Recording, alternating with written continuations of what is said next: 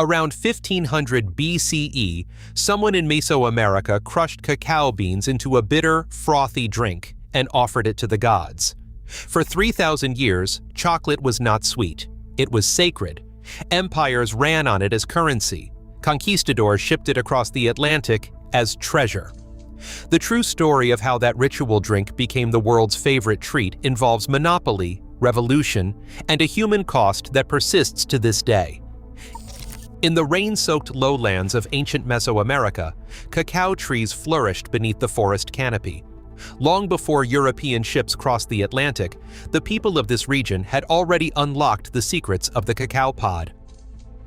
Archaeologists have traced the earliest chemical signatures of cacao to pottery from the Mochaya culture on the Pacific coast, dating as far back as 1900 BCE. By 1500 BCCE, Olmec potters in San Lorenzo were crafting spouted bottles that still hold traces of theobromine and caffeine, unmistakable markers of cacao. The preparation of cacao was anything but ordinary. In Olmec and Maya households, ritual specialists used volcanic stone metates to grind roasted beans into a coarse paste. Water, maize, and sometimes chili or vanilla were added. Then the mixture was poured from one vessel to another to create a frothy head. This act of frothing was more than culinary. It was ceremonial, believed to transform the drink into a substance worthy of gods and ancestors.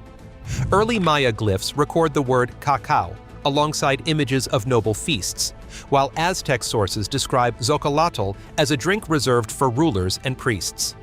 Bernardino de Sahagún, writing centuries later, described how the foam was prized above all, carrying the spirit of the sun itself.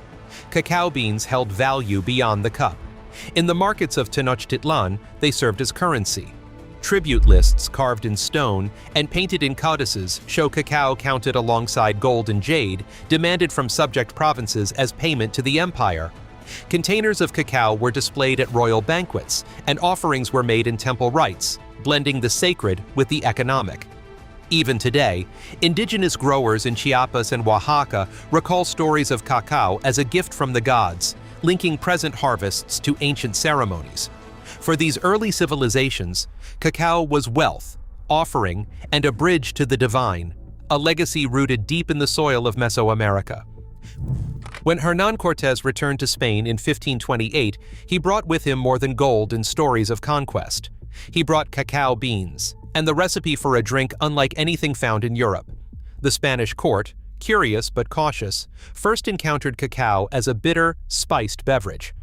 In letters from the 1520s, courtiers described the strange taste and the elaborate ritual of preparation. But the Spanish palate soon demanded change. Sugar, newly abundant from Caribbean plantations, was added to soften the bitterness. Cinnamon, imported from Asia, and vanilla from the New World followed. By the 1620s, Spanish cookbooks recorded recipes for chocolate thickened with sugar and scented with orange peel or clove. This was no longer the ceremonial drink of Mesoamerican nobility. It had become a sweet, aromatic indulgence, served hot in porcelain cups at royal banquets. The Spanish crown moved quickly to guard its new treasure. Cacao imports were strictly controlled by royal decree, with the Casa de Contratación in Seville recording every shipment that arrived from the Americas.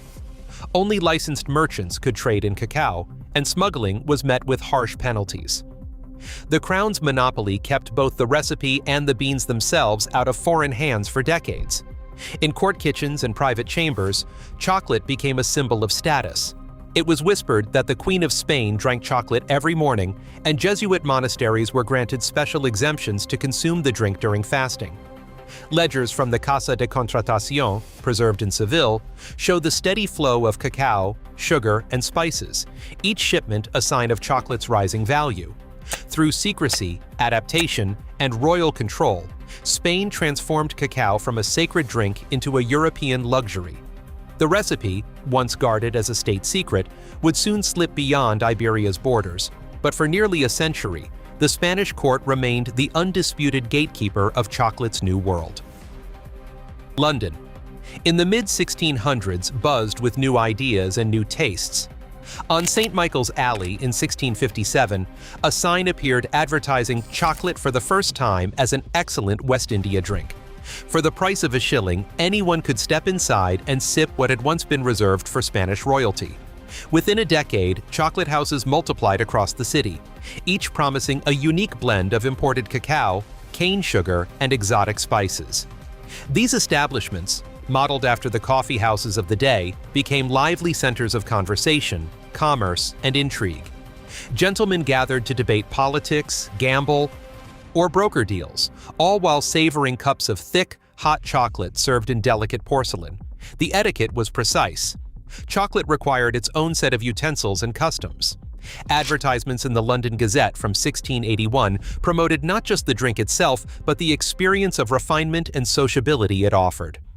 Unlike the hushed luxury of royal courts, chocolate houses threw open their doors to merchants, writers, and even the ambitious middle class. Prices, though still high, were posted publicly, making chocolate a visible marker of status, but no longer a secret indulgence. The demand for cacao soared, and with it, the need for more efficient ways to process and serve the drink. Behind the scenes, inventors and entrepreneurs began searching for methods to grind and blend cacao faster and in larger quantities, laying the groundwork for the mechanical breakthroughs soon to come. As the city's appetite for chocolate grew, so did its role as a social and economic force, transforming chocolate from a guarded luxury into a bustling urban craze.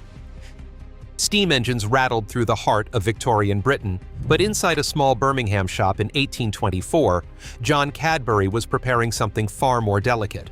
He offered cocoa and drinking chocolate, ground by hand and sold as a wholesome alternative to alcohol.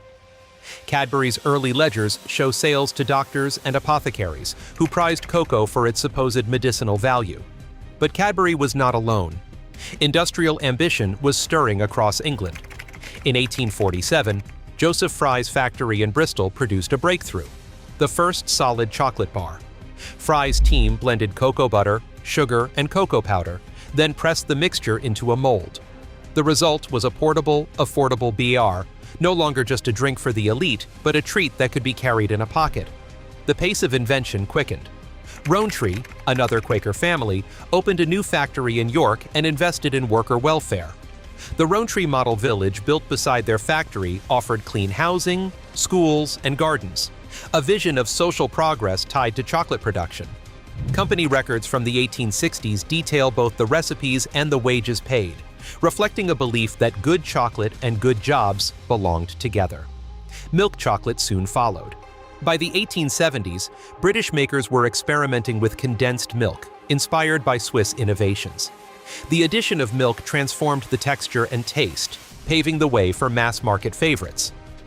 Patents filed in these years reveal a race to refine the process, conching, tempering, molding, each step making chocolate smoother, sweeter, and more accessible. By the end of the 19th century, chocolate had shed its reputation as a rarefied drink. Presses thundered, bars rolled off assembly lines, and brands like Cadbury, Fry, and Rowntree filled shop windows across the country. Chocolate had become an everyday pleasure, shaped by the hands and ambitions of British entrepreneurs. Nearly two-thirds of the world's cocoa beans come from West Africa, with smallholder families in Côte d'Ivoire and Ghana at the center of production. For many, cocoa is the only source of income, but the reality behind the harvest is often harsh. Field reports from non-governmental organizations document children as young as 5 carrying heavy loads, wielding machetes, and missing months of school during peak harvests. The latest surveys estimate that between 1.3 million and 2 million children are involved in hazardous cocoa work across this region. Deforestation is another hidden cost. Satellite maps reveal that cocoa expansion drives significant forest loss each year, especially along the borderlands of Ghana and the Ivory Coast. As demand for chocolate rises, families clear more land, sometimes at the expense of protected forests. Behind every bar of chocolate, these hidden costs, child labor and vanishing forests, cast a long shadow over the world's favorite treat. Fair Trade and Rainforest Alliance labels now appear on nearly a third of the world's cocoa, offering buyers a way to support better wages and safer conditions at the farm level. Independent audits show that certified farms in West Africa report about 40% fewer child labor incidents than their uncertified neighbors, though gaps remain where beans are mixed before export. Some chocolate makers go further, skipping intermediaries altogether. The bean-to-bar movement, led by artisan producers and direct trade roasters, pays higher and more stable prices directly to co-ops. Cases in Ecuador and Ghana show income gains of up to 20% for farmers.